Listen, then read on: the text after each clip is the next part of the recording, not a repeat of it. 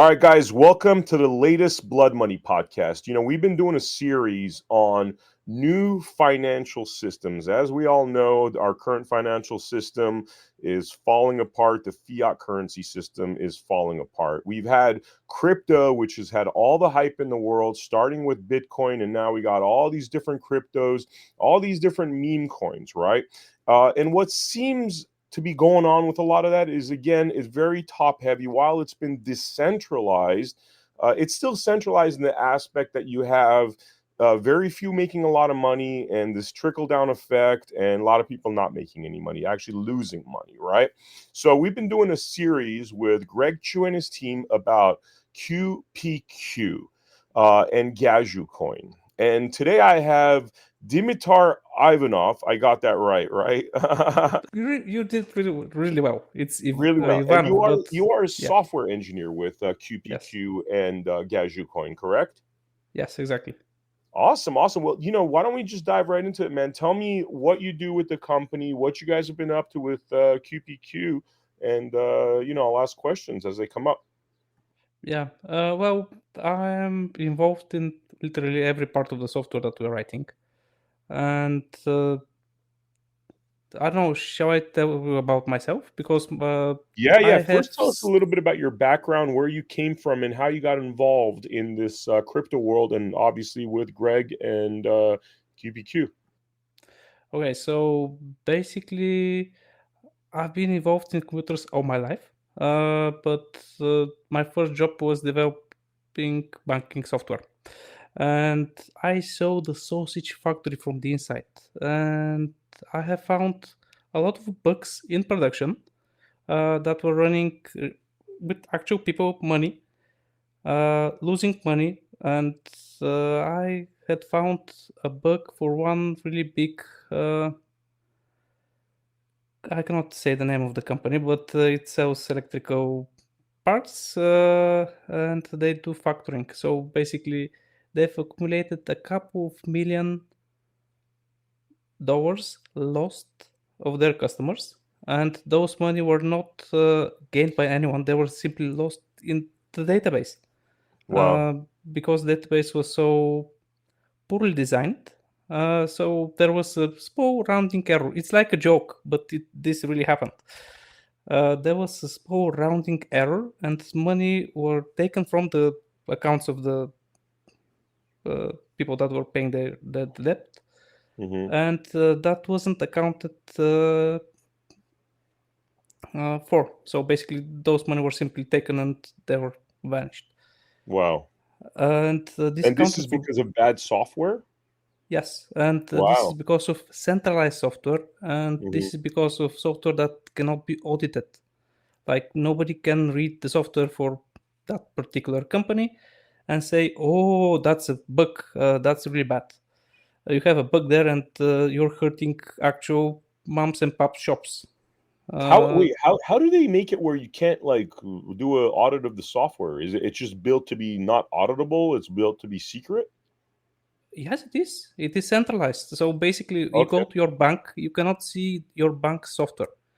Uh, when you go to your bank, you basically start asking them to allow you to use your money, and the rules they have, you don't know. You don't know if they blacklist you for something, or if they track that you bought something that they think you shouldn't have, and they can start hurting your uh, ability to use your own money.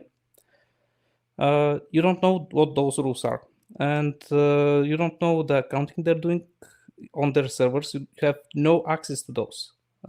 So banks are usually audited, but bugs like this are there, and they're present on the wild, and they happen. That's really dangerous. This is what blockchain actually really helps, because the software, anyone can read it, anyone can inspect if there is a bug, and usually once people find the bug, it's exploited in real time, and everyone can see, oh, we shouldn't be doing that. Okay, we know, we'll fix that, and we'll never ever do that again, we promise. But that's not what the banks do. with this example with the bank, what happened is I escalated this to the highest management there, and they said, "Okay, now delete those emails that you sent us, and we'll never talk about this ever again. This never happened. Fix the Cover up, bug." mass cover up. Yes, yes, I mean, yes, isn't that exactly. illegal? I don't know. I don't I know. mean, it sounds Maybe like it they're is. asking you to break the law or something, man. That sounds like, yeah, but anyway. Yeah, I was in my early 20s. That was like a month before I quit there.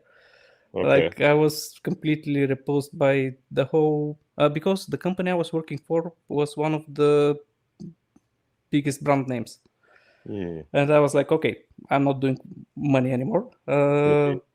I initially my goal was never to implement software for nuclear power plants and for anything related to health.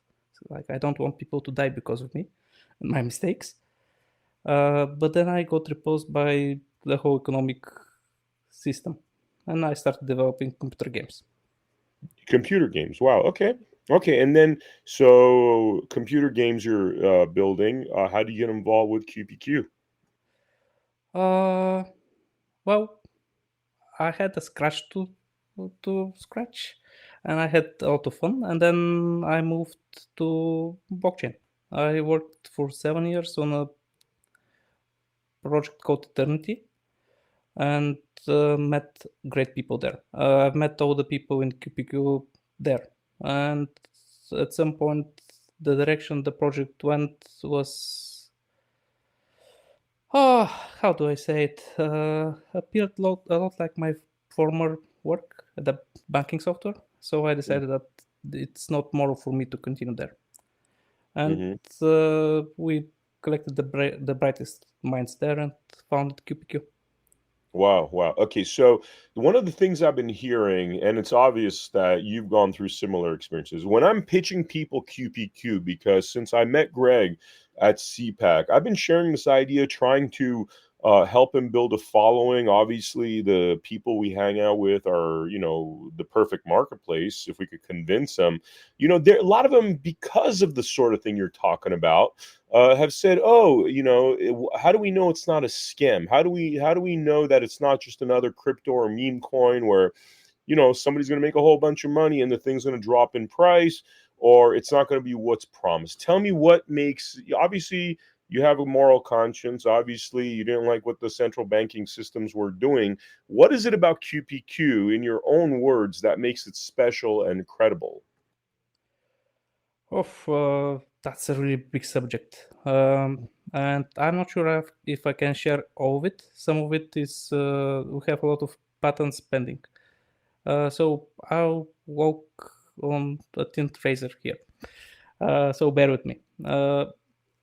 Initially, when blockchain started, really, it's a product of a lot of minds developing and building one on top of the other for the past many years. It's long before Bitcoin started, but Bitcoin started around the banking crisis, and that was really what triggered the interest in Bitcoin, because people wanted to have decentralization, authority of their own money, and freedom, really, because we've lost that.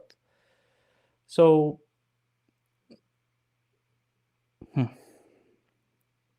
we've done our best to take the best ideas, for example, from Bitcoin. What other projects are doing en masse now? They go proof of stake, and basically, whoever has stake suddenly has more stake, and then they have even more stake.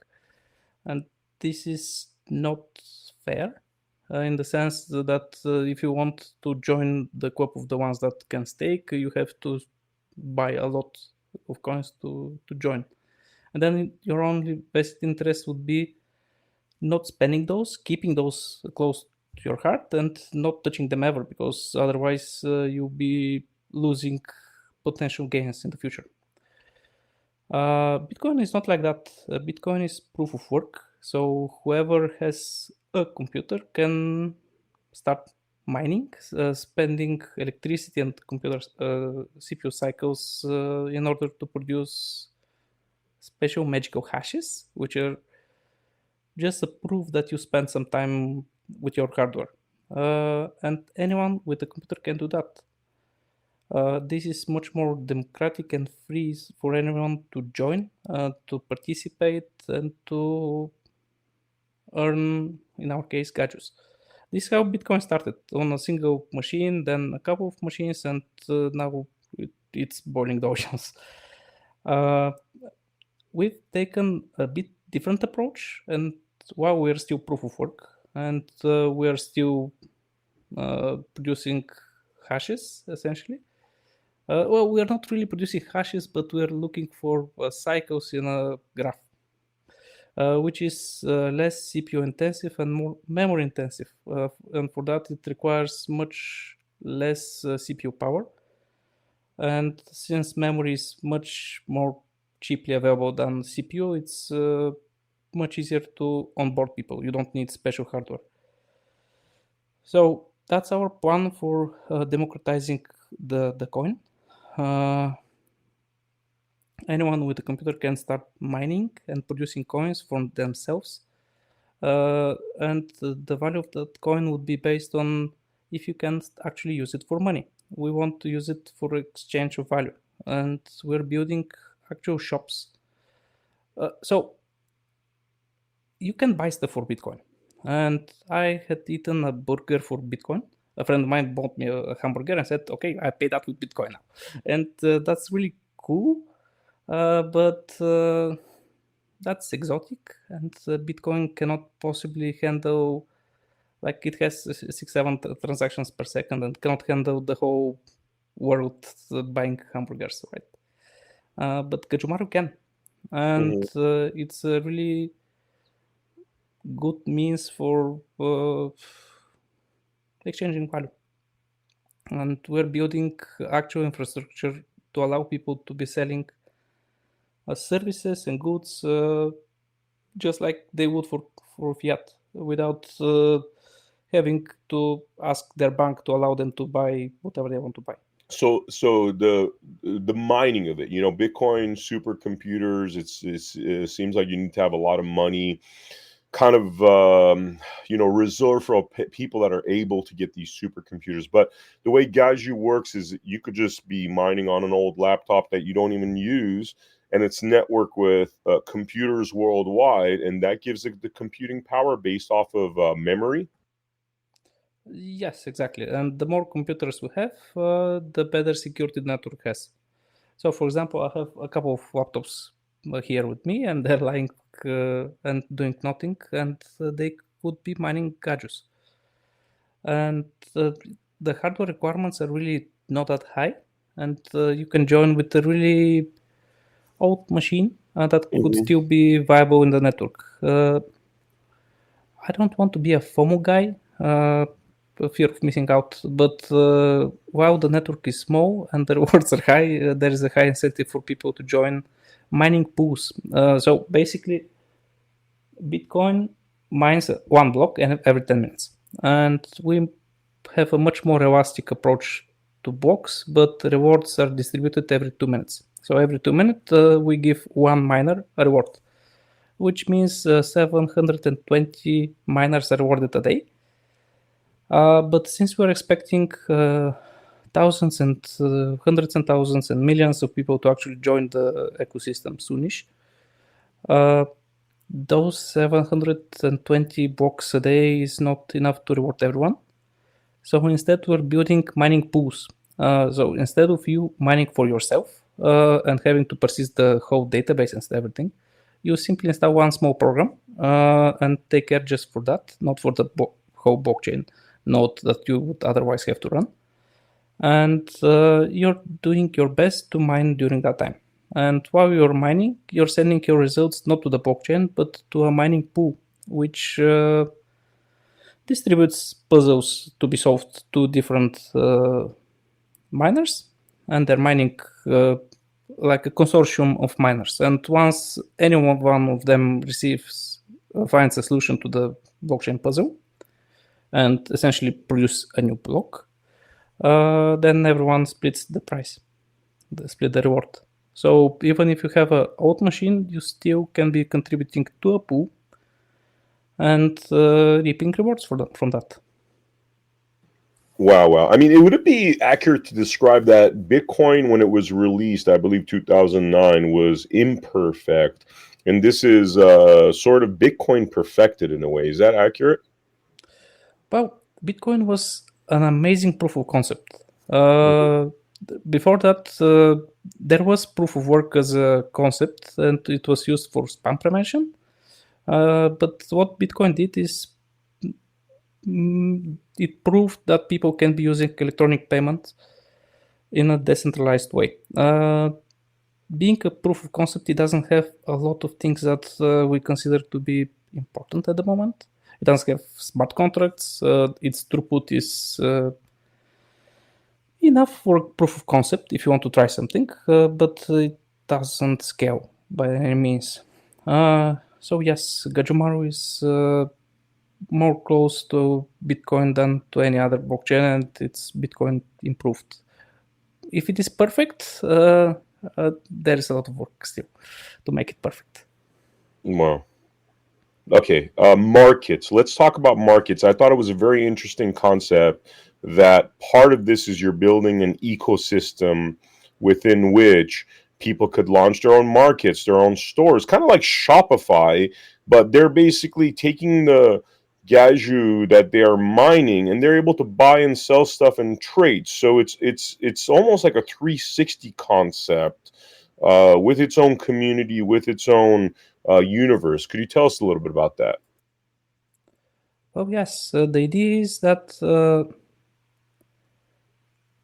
for example, for me, we have a colleague in Japan, and he came up with the name Gajumaru. It's one really special tree. You can look it up later on. So for me to send him any fiat, I'll have to do a bank transfer that is going to take a handful of days, and the money from me to him to travel are going to stop at the different banks. I don't want to get in banking software again, but there is some risk involved, and there is pathfinding. So basically, my money goes from bank A to bank B to bank C to bank D.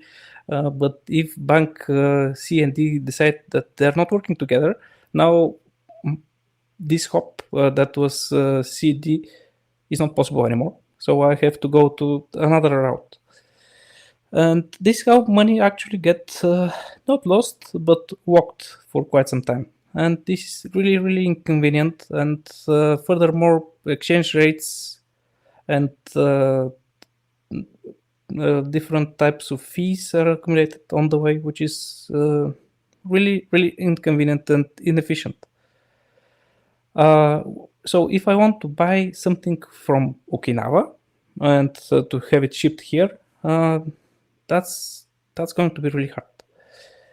Uh, PayPal are doing something like that, but PayPal can close your account for any reason that they seem that they don't like you. What we're doing instead is we want to provide infrastructure and resources for everyone to start building their own services and shops and whatever they seem, basically empower all businesses to do cross-border transfers. There is a lot of talk about how regulation applies to blockchains, and blockchains are by definition and by design unregulatable.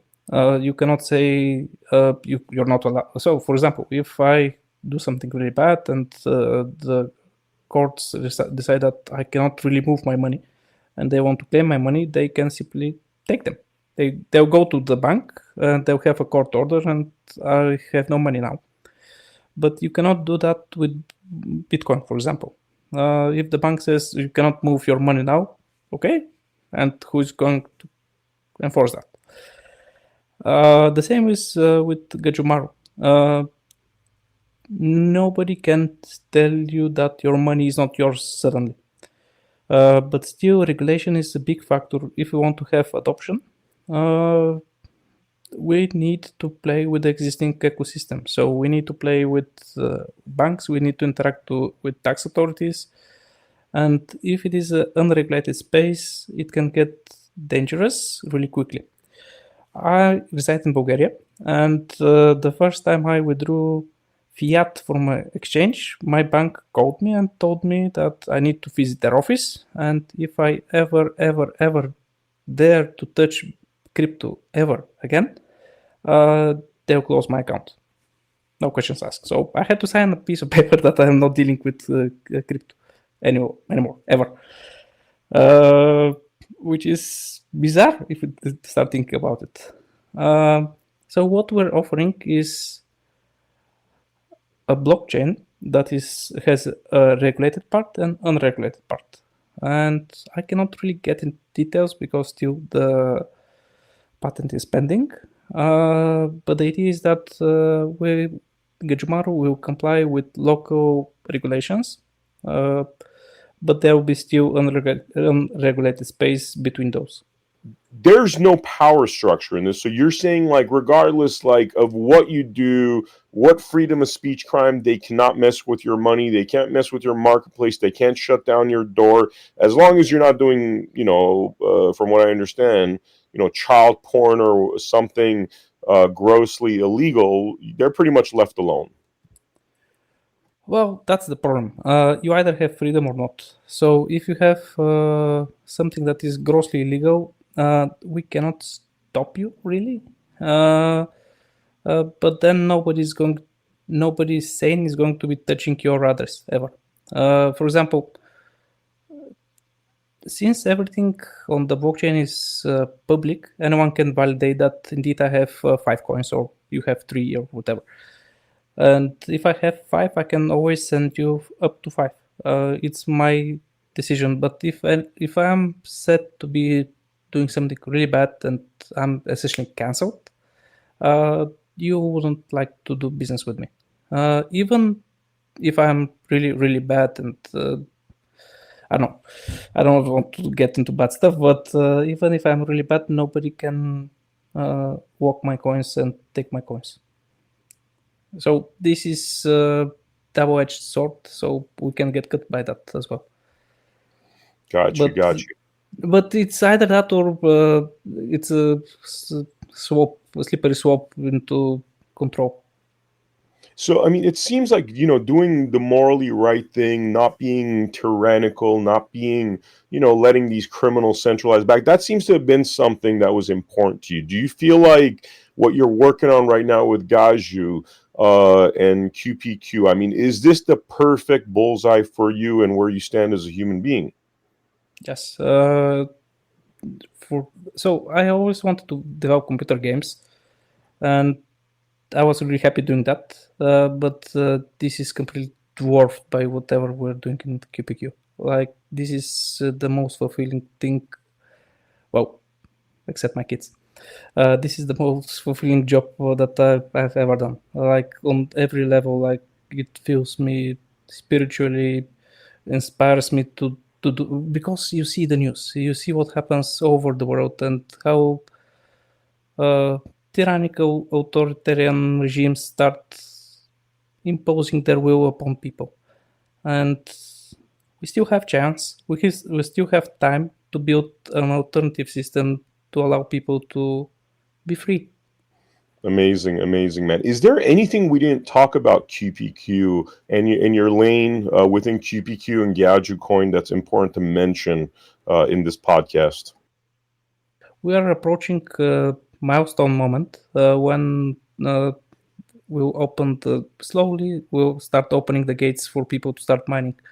And we're doing, we're working really, really hard, like 15, 16, 17 hours a day. So if I'm not my primes, I'm sorry, but my head is a mess. Like, I've slept a couple of hours and for quite a long time. Working hard. I think now it's funny because the first time I did an interview with you guys was with Greg. It took about 3.5 hours. Now I get it. I think the people are going to get this. I think it's a brilliant idea. And I'm looking forward to seeing you guys become wildly successful. And as a result, the people become wildly successful, because this is sounds like it's like the first we the people concept, as opposed to we the elite or are we the very rich people type concept? Yeah, for me, it feels like discovering the printing press. Wow, wow, wow. Dimitar. Exactly. Did I get it right? All right. Yeah. Man, thank you so much for coming on the Blood Money podcast. We really appreciate you. We're going to do a roundtable soon with all the guys from GadgetCoin and QPQ. For the viewers out there, make sure you join us at AmericaHappens.com, where we have our featured episodes, also our Rumble channel at America Happens, our Roku channel, and my X account at Not Van Miller, as well as America Happens 1 on X. I will see you all on the next episode of Blood Money. Take care.